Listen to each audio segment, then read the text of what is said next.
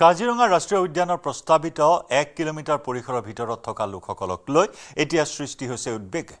কাজিৰঙাৰ নিচেই কাষতে অতীজৰে পৰা বসবাস কৰি অহা লুখুৰা খনিয়া, ডোমজান, বেজগাঁও আদি গাঁৱৰ বাসিন্দাসকলে ইকো সেনজিটিভ জোন পৰিসৰক লৈ আতংকিত হৈ পৰিছে। কাজিৰঙা ৰাষ্ট্ৰীয় উদ্যানৰ সুৰক্ষাত স্থানীয় লোকসকলৰ প্ৰত্যক্ষ সহযোগিতা থকাৰ কথা উল্লেখ কৰি প্ৰস্তাৱিত 1 কিলোমিটাৰ পৰিসৰৰ ভিতৰত সাধাৰণ জীৱন যাপন তথা উন্নয়নমূলক কাম-কাজ বাধাগ্ৰস্ত হোৱাৰ আশংকা প্ৰকাশ কৰিছে গাঁওবাসীয়ে। সেই প্ৰস্তাৱিত এলেকাৰ পৰিসৰ শূন্য কৰিবলৈ মুখ্যমন্ত্ৰীক আহ্বান জনাইছে স্থানীয় ৰাইজে। আনহাতে ইকো সেনজিটিভ জোনৰ পৰিসৰ 10 কিলোমিটাৰৰ পৰা হ্ৰাস কৰা হ'লেও কাৰ্বি পাহাৰত খনন কাৰ্য ৰোধ কৰিবলৈ মুখ্যমন্ত্ৰীক অনুৰোধ জনাইছে। লগতে কাজিৰঙাৰ বিষয়ে অধ্যয়ন নকৰাকৈ বিৰোধীক মন্তব্য নকৰিবলৈ সকীয়াই দিয়ে স্থানীয় লোকসকলে।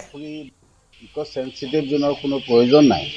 বিশেষকৈ আমাৰ এই বাৰিষা কালত যেতিয়া আমাৰ বানপানী আহে, কাজিৰঙা জীৱ জন্তুৰ ৰক্ষণাবেক্ষণৰ কাৰণে আমাৰ গাঁৱৰ ল'ৰাবিলাকে নিজৰ নিজৰ গাড়ী লৈ ৰাস্তালৈ ওলাই যায় আৰু বন বিভাগৰ লগত সহযোগ কৰি লৈ পেলাই বিভিন্ন জেগাত তেওঁলোকৰ নিৰ্দেশ মতে এই বন্যপ্ৰাণী ৰক্ষাৰ কামত নিয়োগ হৈ থাকে আৰু তেওঁলোকে ৰাতি 2টা বজাত 3টা বজাত আহি ঘৰ সোমায়হি। গতিকে আমাৰ ইয়াতে যিটো কাজিৰঙাৰ আদিমূল নজনাকৈ কিছুমান কথা মানুহৰ মাজত লৈ যাব নালাগে আৰু ৰাইজৰ মাজত বিভ্ৰান্তিমূলক সৃষ্টি নকৰিবলৈ মই এই কথাৰ পৰা তেওঁলোকক অনুৰোধ কৰিছোঁ।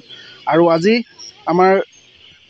আমি 1 কিলোমিটাৰ সমৰ্থন কৰিছোঁ, কিন্তু এইটো নহয় যে আমি 1 কিলোমিটাৰ থাকি আমি বিভিন্ন খেলি মেলি এটা সৃষ্টি হ'ব, এইটো আমি দেখিবলৈ পাৰিছোঁ।